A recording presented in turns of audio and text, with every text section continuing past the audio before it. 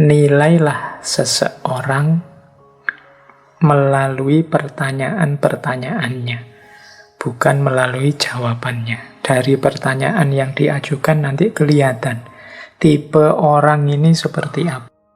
Pertanyaan yang baik adalah juga pertanyaan yang tidak berhenti begitu saja, tapi melahirkan pertanyaan-pertanyaan selanjutnya. Makanya ada yang bilang orang pinter itu secara otomatis mentalnya akan seperti padi, menunduk. Mengapa menunduk? Karena semakin dia tahu, semakin muncul banyak pertanyaan. Semakin muncul banyak pertanyaan, sebenarnya semakin dia sadar betapa sedikitnya yang dia tahu. Betapa tidak luasnya yang dia paham selama ini. Jadi otomatis dia akan tawaduk, menunduk, merasa dirinya sama sekali belum pinter. Masih ada sangat banyak hal yang belum dia tahu. Karena semakin dia tahu, semakin banyak pertanyaan. Semakin dia tahu, semakin banyak pertanyaan. Semakin luas ilmunya, semakin luas juga pertanyaannya. Semakin dia sadar level pengetahuannya, semakin dia sadar betapa banyak hal yang tidak tahu.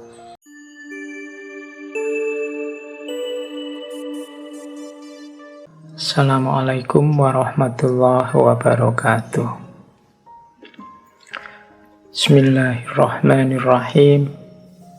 Alhamdulillahi rabbil alamin.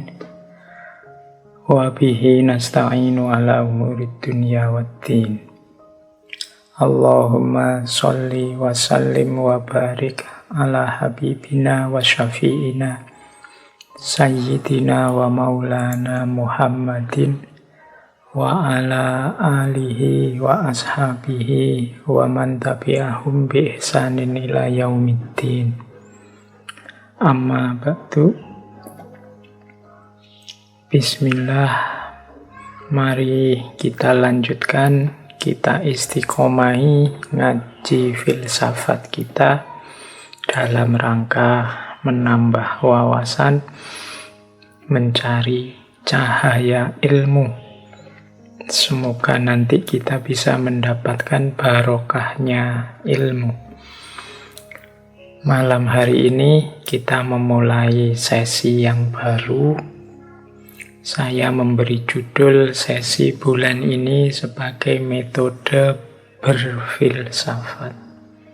Kita awali pertama-tama malam hari ini tentang cara bertanya atau seninya orang bertanya. Karena bagaimanapun pemikiran, gagasan, ide itu kan diawali dari pertanyaan-pertanyaan. Kalau orang tidak bertanya, menerima saja apa yang sudah terjadi di sekitarnya, ya tidak akan lahir ilmu. Maka kunci dari semuanya selalu diawali dari pertanyaan-pertanyaan.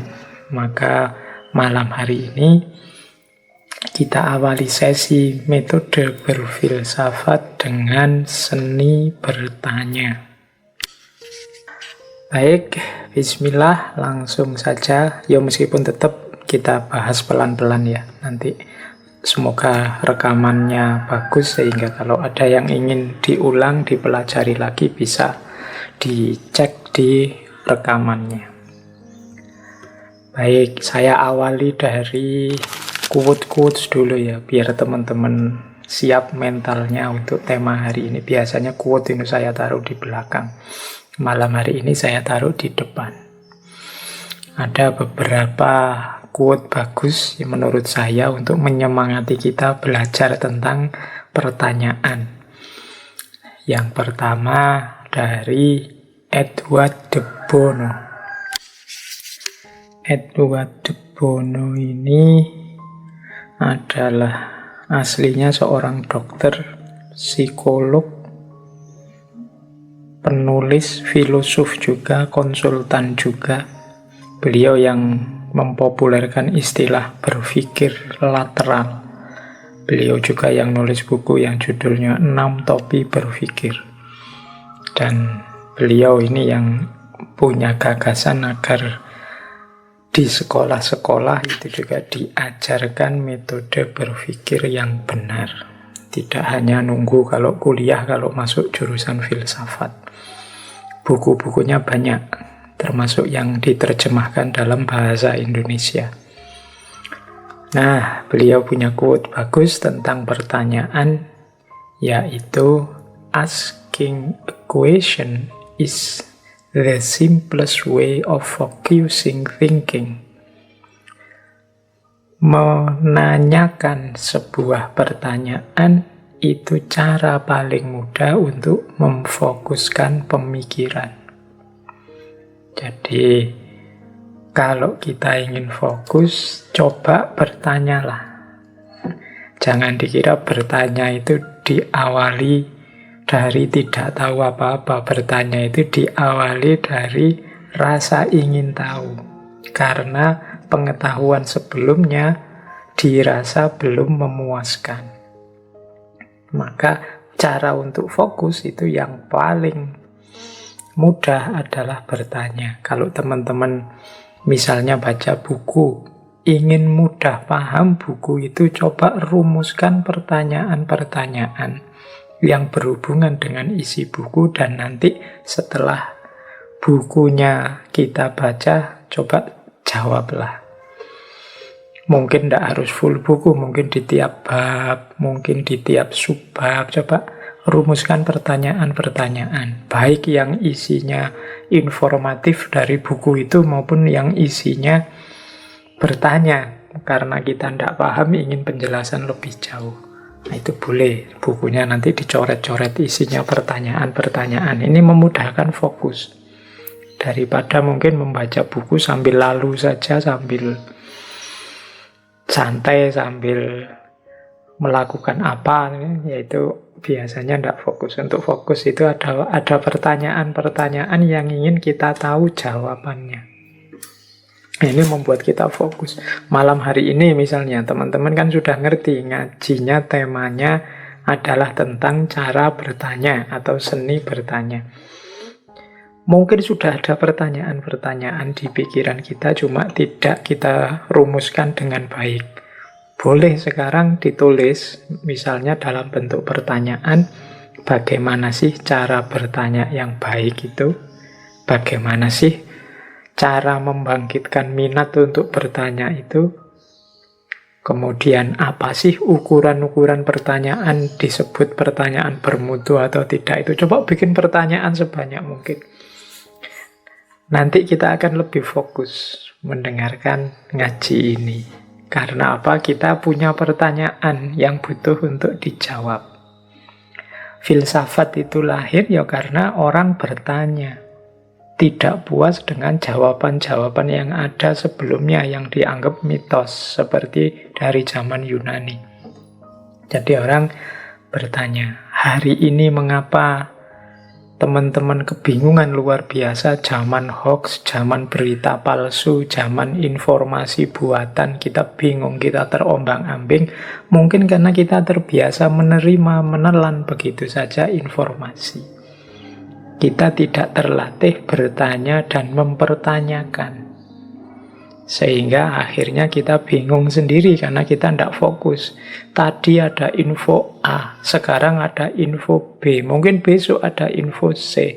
Dan kita bingung tentang hal yang sama, infonya macam-macam. Itu karena kita telan begitu saja, tidak pernah mempertanyakan.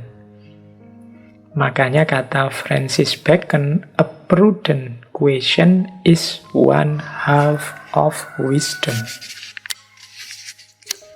Pertanyaan yang serius, yang baik, yang hati-hati adalah setengahnya kebijaksanaan. Jadi ini quotes dari Francis Bacon yang dulu pernah kita bahas satu sesi penuh, tokoh yang memicu lahirnya modernitas di Barat. Jadi pertanyaan yang kita susun dengan baik, dengan hati-hati, dengan bijaksana, itu adalah setengahnya kebijaksanaan. Jalan untuk menuju kebijaksanaan. Sama seperti Peter Abelard ini ya filosof juga. The key to wisdom is this: constant and frequent questioning. For by doubting we are led to question. By questioning we arrive at the truth. Kunci dari kebijaksanaan itu ini, katanya Abelard. Ini maksudnya apa? Constant and frequent questioning. Bertanya secara kontinu dan berulang-ulang. Tanya lagi. Semakin banyak pertanyaan, semakin luas wawasan kita. Karena dengan meragukan sesuatu, kita akan terbawa kepada pertanyaan, dan dengan mempertanyakan sesuatu, kita akan sampai pada kebenaran. Kita ragukan, kita tanyakan, akhirnya kita sampai pada kebenaran. Kalau apa-apa kita terima begitu saja, ya mungkin kita akan terjebak, kita akan tersesat dalam yang kita anggap kebenaran, padahal mungkin tidak. Biar tidak terjebak ke sana, ya satu-satunya jalan adalah ayo bertanya. Jangan hanya menerima. Terus ada lagi quote dari Voltaire. Judge a man by his question rather than his answer. Nilailah seseorang melalui pertanyaan-pertanyaannya, bukan melalui jawabannya. Dari pertanyaan yang diajukan nanti kelihatan tipe orang ini seperti apa. Itu Voltaire. Kalau Einstein, dia punya quote bagus tentang pertanyaan. The important thing is not to stop questioning. Jadi hal yang paling penting adalah untuk tidak berhenti bertanya. Bertanyalah terus, nanti akan lahir Einstein baru.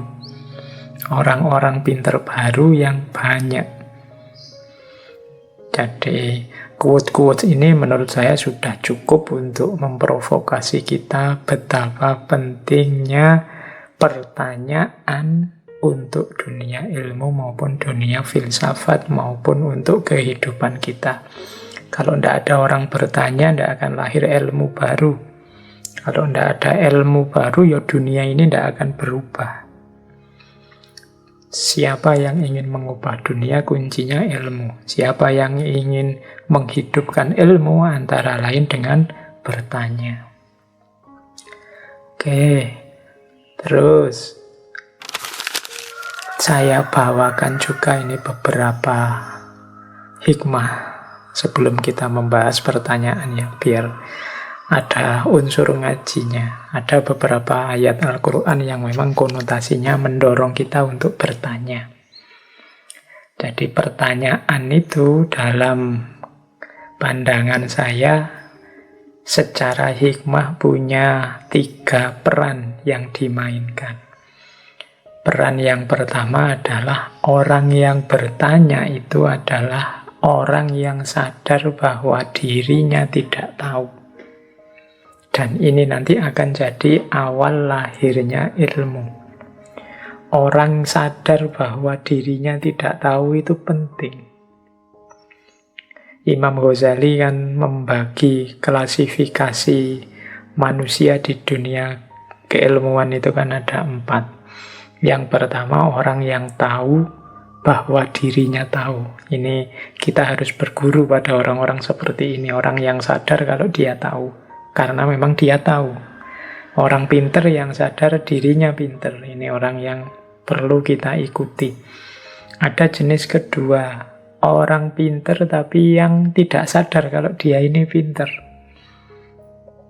Ini orang ini mungkin perlu kita dekati, perlu, katanya Imam Ghazali, seperti orang tidur. Ayo kita bangunkan, karena dia ini bisa berperan besar, bisa banyak kontribusinya untuk peradaban, cuma dia tidak sadar saja. Ayo kita ajak untuk memberikan kontribusi lebih.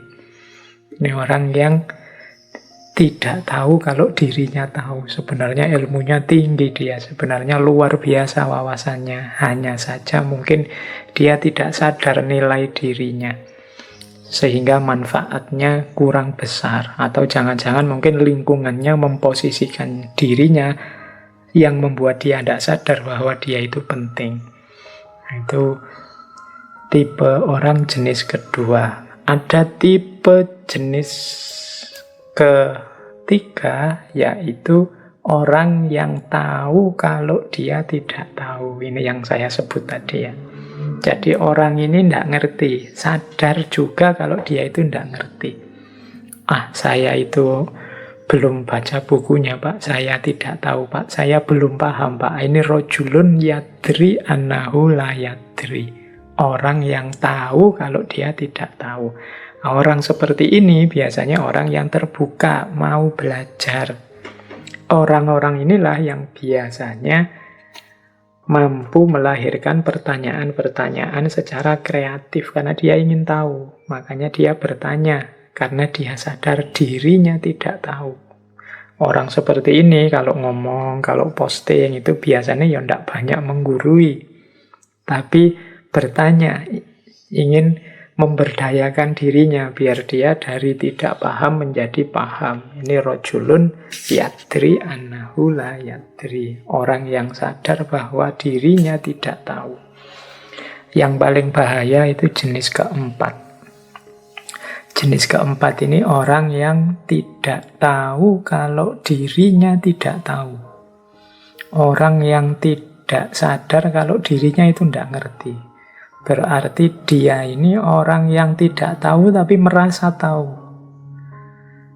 Akhirnya dia merasa punya hak untuk ngajari orang. Dia merasa sudah layak untuk nuntun orang. Padahal ilmunya belum cukup. Nah ini tergolong orang layadri annahu layadri. Tidak sadar kalau dia itu tidak tahu. Nah ini harus kita ingatkan. Biar dia belajar lagi. Biasanya kadang-kadang orang jenis ini itu kalau diingatkan ya marah karena dia merasa aku ini pinter. Ya sudah ya level kita memang mengingatkan. Kalau diingatkan tidak mau kan tidak mungkin kita ajak tawuran. Yuk kita doakan semoga dia sadar bahwa dia itu tidak tahu.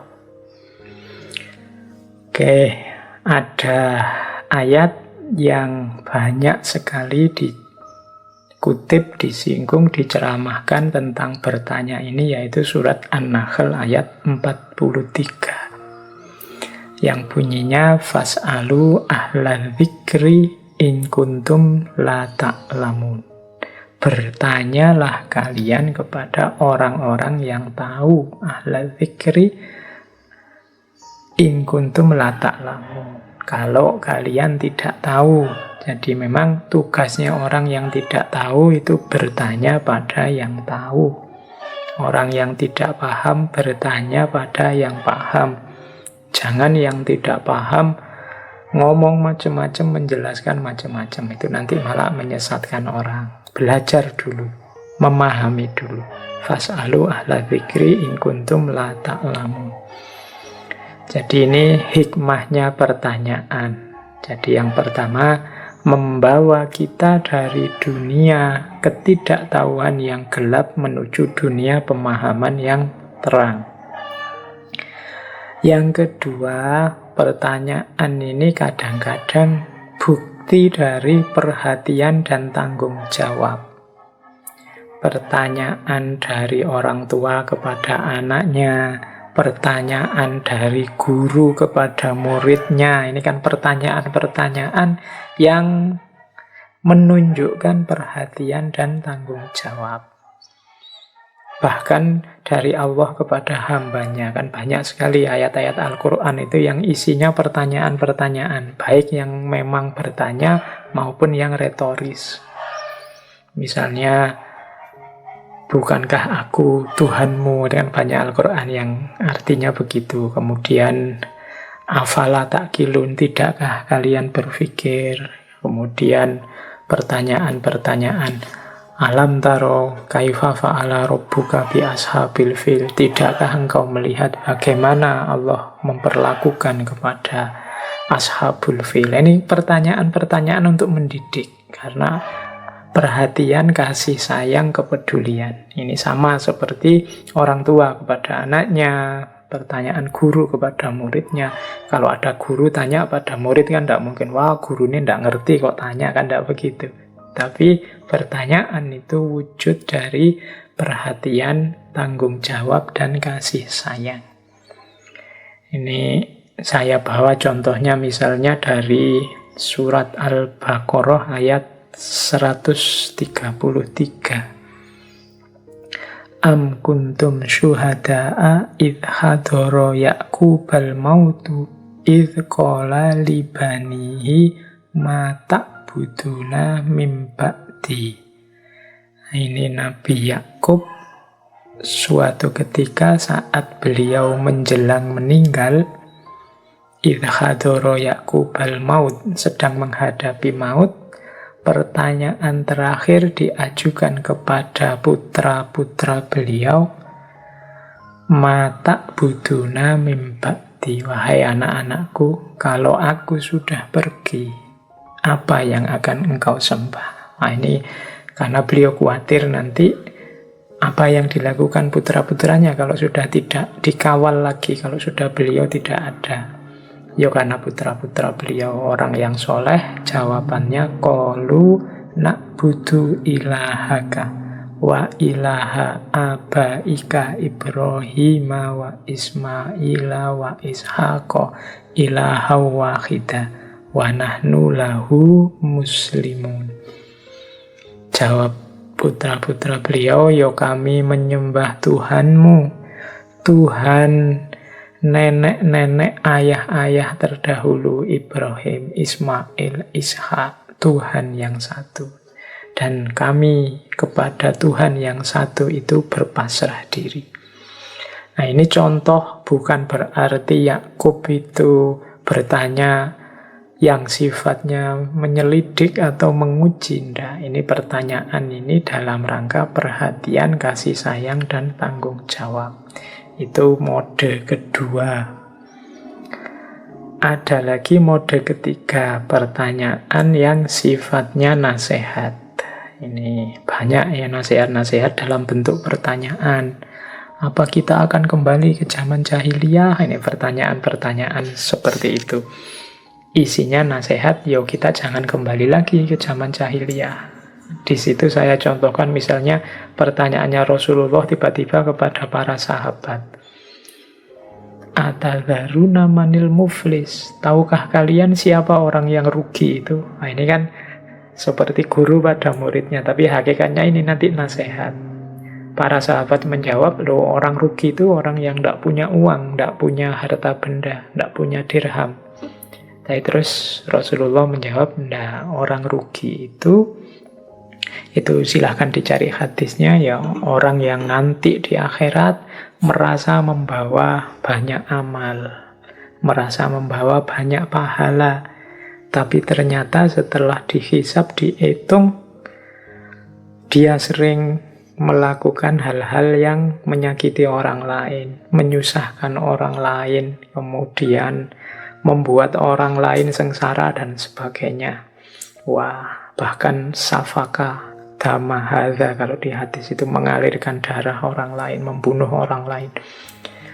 Nanti pahalanya yang dia merasa sudah banyak dikurangi oleh keburukan-keburukan kepada sesama yang dia lakukan, dan akhirnya rugi, defisit. Jadi amalnya tidak mampu menutup keburukannya. Inilah orang yang rugi. Nah, ini tadi kan awalnya mode pertanyaan, tapi akhirnya adalah nasihat. Kita jangan sampai begitu. Merasa amalnya sudah banyak, tapi menyakiti, menyusahkan, menyengsarakan orang lain. Sehingga nanti ketika ditotal, pahala kita tidak nyampe untuk nutup keburukan kita. Itulah orang yang rugi. Ya, ini mode nasihat. Itu juga salah satu hikmah dari pertanyaan. Cuma malam hari ini kita akan fokus pada jenis pertanyaan yang pertama. Pertanyaan yang membawa kita dari kegelapan ketidaktahuan menuju terangnya pengetahuan. Dari tidak mengerti menjadi ilmu. Nah, kita butuh pertanyaan-pertanyaan. Kalau dua jenis pertanyaan yang lain ya, itu nanti tema-tema yang biasanya isinya tentang kemanusiaan, ketuhanan, tasawuf, dan macam-macam. Baik, kita fokus di yang pertama, kita belajar bertanya secara baik dan benar. Baik, kita lanjutkan lagi belajar bertanya kita. Nah, ya ini ada teori yang judulnya pertanyaan konvergen dan pertanyaan divergen. Jadi, tipe pertanyaan berdasarkan jawaban. Ya, untuk jawaban-jawaban yang sempit, pertanyaan-pertanyaan yang butuh jawaban singkat, nama pertanyaannya adalah pertanyaan konvergen. Tadi sudah saya contohkan apa, siapa, kapan, di mana. Ini jenis jawabannya ya jawaban simpel. Jadi tepat, ringkas, jelas. Ini tipe pertanyaan tingkat awal. Namanya pertanyaan konvergen. Kapan Indonesia lahir? Kapan Pancasila lahir? Kemudian apa lambang negara kita dan seterusnya. Ini pertanyaan-pertanyaan konvergen. Nanti ada pertanyaan-pertanyaan divergen. Kalau divergen ini jawabannya tidak satu. Mungkin setiap orang menjawab bisa beda-beda. Karena sesuai dengan tingkat berpikirnya masing-masing orang. Mengapa sih kita harus pasrah saja kepada Tuhan menghadapi pandemi ini? Oh, itu jawabannya bisa masing-masing kepala beda-beda. Jenis pertanyaan ini namanya pertanyaan divergen. Tapi seperti saya bilang tadi, untuk masuk ke ranah divergen kadang-kadang harus konvergen dulu. Jelas dulu informasi-informasi basicnya. Mau menjawab pandemi dan hubungannya dengan kesehatan kan kita harus tahu dulu apa itu pandemi, bedanya apa dengan sekedar wabah atau penyakit biasa dan lain sebagainya. Nah, jadi ini nambah saja satu wawasan baru, ada jenis pertanyaan konvergen, ada jenis pertanyaan divergen. Baik, ambil nafas dulu sebentar. Semoga sudah mulai terbayang dan mulai bersemangat kita untuk menjawab dan mencari pertanyaan dengan baik. Nah, sekarang tentang ciri-ciri pertanyaan yang baik. Ada beberapa ciri, ini harus dilatih. Pelan-pelan nanti kita bisa membuat pertanyaan yang baik. Tapi kalau ada pertanyaan, boleh kita uji ini termasuk pertanyaan yang baik atau tidak. Pertanyaan yang baik itu yang pertama apa? Membangkitkan rasa ingin tahu. Jadi orang kalau mendengar pertanyaan itu tertarik, kira-kira jawabannya apa ya? Kalau ada pertanyaan, jawabannya sudah jelas, itu kan kita malas mendengarkannya. Saya sering di TV itu misalnya ada bencana apa musibah misalnya. Terus yang wawancara pertanyaannya kadang tidak menarik sama sekali. Misalnya tanya, Bapak sedih enggak mengalami bencana ini? Ditinggal, misalnya artis ditinggal orang tuanya. Apa yang Anda rasakan? Sedih atau tidak? Itu kan pertanyaan yang tidak usah ditanyakan, kita juga sudah tahu jawabannya. Jadi pertanyaan yang baik itu pertanyaan yang membuat kita ingin tahu kira-kira jawabannya apa. Nanti kalau kita jadi reporter, kalau ada yang jadi reporter, coba latihan membuat pertanyaan yang ini orang kalau mendengar pertanyaan ini, semua ingin tahu jawabannya. Bukan, alah kalau ada pertanyaan itu, nggak usah dijawab, saya juga sudah tahu kira-kira jawabannya apa. Nah, itu pertanyaannya berarti kurang baik, tidak menarik. Yang kedua, pertanyaan yang baik itu membuat orang semangat untuk progres. Progres itu maksudnya apa? Ini kalau jawabannya ketemu, ada yang berubah lebih baik. Nah, ini pertanyaan yang sangat baik. Jadi, wah, ini harus saya jawab ini. Kalau pertanyaan ini ketemu jawabannya, hidup kita akan jadi lebih baik. Nah, itu pertanyaan yang baik juga.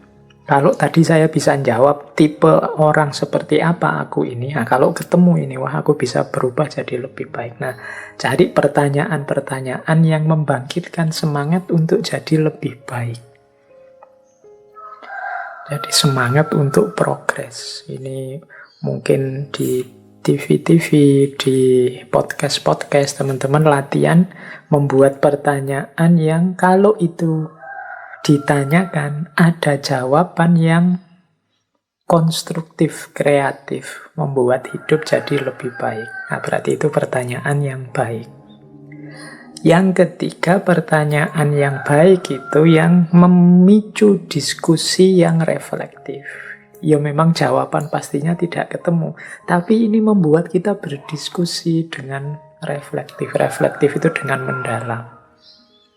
Membuat akal kita berputar, bergerak, menganalisis. Wah, ini kan kerja yang mulia berpikir itu.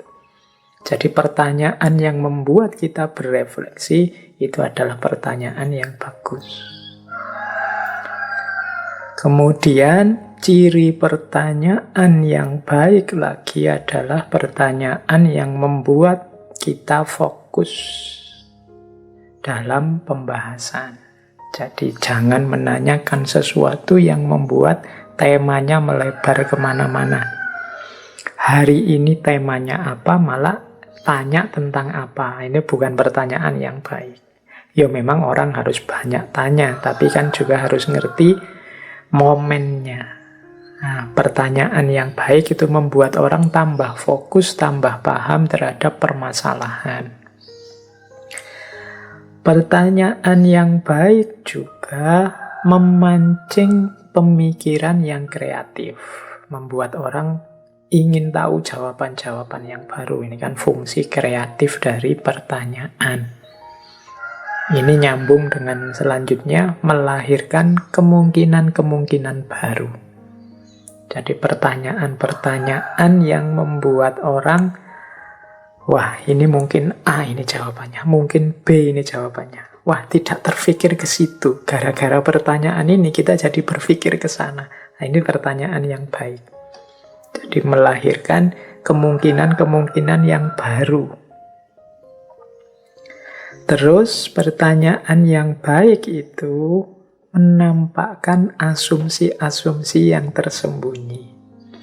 Kadang-kadang pernyataan-pernyataan dari seseorang atau ungkapan-ungkapan di buku atau apa itu kan ya hanya kelihatan penampakan luarnya saja. Nah, ketika pertanyaan diajukan menggali lebih dalam, biasanya asumsi-asumsi yang tersembunyinya keluar. Nah, ini pertanyaan yang baik itu yang menampakkan asumsi tadi. Bapak berani bilang begitu karena kan Bapak sedang membela ini. Menurut Bapak, hubungannya negara dan agama itu kan seperti ini, sehingga Bapak menyatakan itu. Nah, itu menampakkan asumsi yang tersembunyi. Jadi orang bilang begini, terus ditanya. Ada pertanyaan, menurut Bapak bagaimana sih beragama yang baik dalam satu negara seperti Indonesia ini? Nah, ini kan pertanyaan mancing yang jawabannya menampakkan asumsi-asumsi orang ini. Nanti dia mungkin jawab hubungan antara negara dan agama. Misalnya lagi, pertanyaan yang membongkar asumsi-asumsinya pakar pendidikan. Misalnya kita tanya, menurut Bapak, anak didik itu tergolong baik kalau dia banyak bertanya, apa banyak patuh, apa dia lebih memikirkan pekerjaan masa depannya dibandingkan ilmunya. Nah, pertanyaan ini kan nanti menampakkan asumsi, oh yang ada di pikirannya beliau itu anak didik itu seperti ini, mungkin seperti mesin atau mungkin seperti komoditas macam-macam. Nah, ini pertanyaan yang melahirkan asumsi yang tersembunyi. Kemudian pertanyaan yang baik juga ya pertanyaan yang melahirkan makna-makna yang dalam. Misalnya, apa sih hikmahnya kita di rumah sekian bulan menjaga jarak itu? Itu nanti pertanyaan ini kan melahirkan banyak makna. Kita beberapa kali ngaji filsafat kan tentang musibah, tentang bencana, tentang sakit. Itu kan menggali secara lebih dalam. Ternyata tidak sekedar duka nestapa kesulitan buahnya pandemi ini, tapi juga ada hikmah-hikmah. Nah, ini pertanyaan-pertanyaan yang menggali makna secara dalam. Kalau ada pertanyaan yang jawabannya seperti itu berarti pertanyaan yang baik.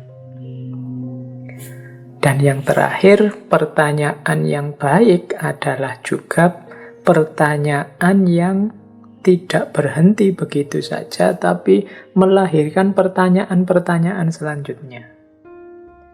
Jadi pertanyaan yang baik itu begitu dijawab, justru ada pertanyaan baru lagi, ada pertanyaan baru lagi, ada pertanyaan baru lagi. Ini ciri pertanyaan yang baik. Makanya ada yang bilang orang pinter itu secara otomatis mentalnya akan seperti padi, menunduk.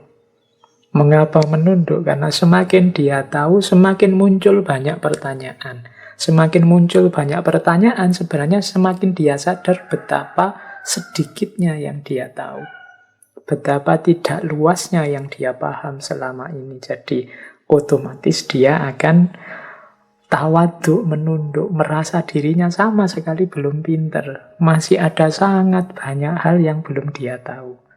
Karena semakin dia tahu, semakin banyak pertanyaan. Semakin dia tahu, semakin banyak pertanyaan. Semakin luas ilmunya, semakin luas juga pertanyaannya. Semakin dia sadar level pengetahuannya, semakin dia sadar betapa banyak hal yang tidak tahu. Ini yang membuat dia terus tidak berani sombong, tidak berani membusungkan dada akan ilmu dan pengetahuannya. Nah, kalau ada pertanyaan kok jawabannya justru memunculkan pertanyaan lagi, itu sebenarnya termasuk ciri pertanyaan yang baik. Berarti apa? Wawasan kita tambah luas lagi, tambah luas lagi, tambah luas lagi. Oke, jadi teman-teman yang belajar bertanya, coba dicek pertanyaan yang kita ajukan, adakah ciri-ciri di atas? Membangkitkan rasa ingin tahu, membangkitkan semangat untuk jadi lebih baik, memicu diskusi yang reflektif, memfokuskan perhatian dan pembahasan, membuat orang berpikir kreatif, melahirkan kemungkinan-kemungkinan baru, menampakkan asumsi tersembunyi, menggali makna yang dalam, dan melahirkan pertanyaan-pertanyaan selanjutnya. Oke, terus kita lanjutkan lagi pelajaran kita tentang bertanya. Nah, sebelum bertanya, kita bereskan dulu mentalitas kita. Ini yang saya sebut mentalitas seorang penanya. Rumusnya A, B, C, C. Seorang penanya itu harus aware, harus breathe. Breathe itu mengambil nafas. C, curiosity. Dan C lagi, choose. Oke, jadi sebelum orang bertanya, pertama-tama dia harus sadar dulu. Aware itu sadar. Sadar tentang apa? Loh, sadar tentang yang mau ditanyakan. Tujuannya apa bertanya? apa yang ingin aku cari dengan pertanyaan ini. Jadi dia harus sadar dulu, jangan asal ngaco, asal tanya. Disadari dulu. Oh iya, ada yang saya tidak paham, saya mau tanya biar paham. Yang disampaikan tadi ada yang tidak jelas, saya mau tanya ini biar jelas. Ini namanya orang sadar.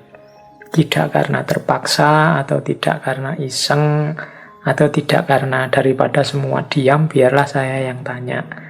Nah, kalau memang tidak ingin tanya, tidak ada yang ingin ditanyakan, ya tidak usah. Nanti malah lahir pertanyaan yang tidak baik. Bikin pertanyaan yang baik diawali dari kesadaran.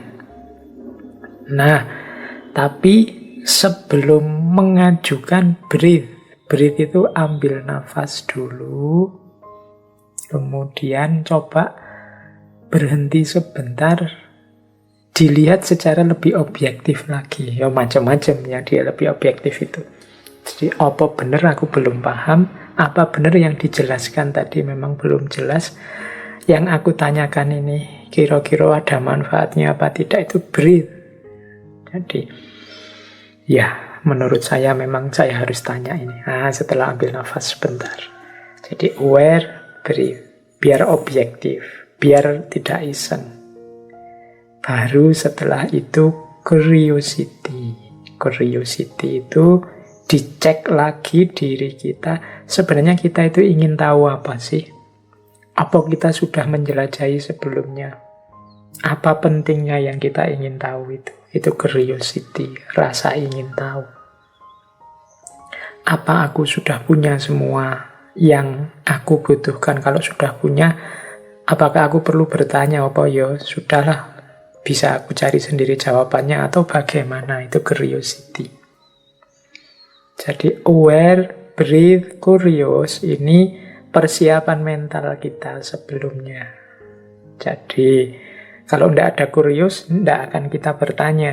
Kalau tidak ada breathe, nanti jangan-jangan pertanyaan yang kita ajukan tidak ada gunanya. Mungkin ngulang orang lain, mungkin karena kita tidak fokus saja, atau sebenarnya kita sudah tahu jawabannya. Kalau tidak ada aware, ya pertanyaan diajukan secara iseng saja. Atau tidak serius, atau secara tidak sadar, atau secara otomatis saja. Harus aware, breathe, curious. Sadar, ambil jarak sebentar, kemudian ditegaskan rasa ingin tahunya. Baru setelah itu choose. Choose itu ayo diputuskan, mau tanya apa sekarang. Pilihlah pertanyaan yang tepat. Tadi sudah ada ciri-ciri pertanyaan yang tepat. Mau tanya tentang apanya. Bikin pertanyaan yang baik. Nah itu choose sudah. Jadi sebelum bertanya, biar pertanyaan itu tidak sia-sia, hanya menghabiskan waktu. Ayo aware dulu, kemudian ambil nafas sebentar, kemudian tegaskan lagi problem yang akan kita tanyakan. Kalau sudah oke, ayo sekarang pilih apa yang mau ditanyakan, unsur apa, aspek apa, rumuskan dengan baik. Oke, jadi ini mentalitas penanya.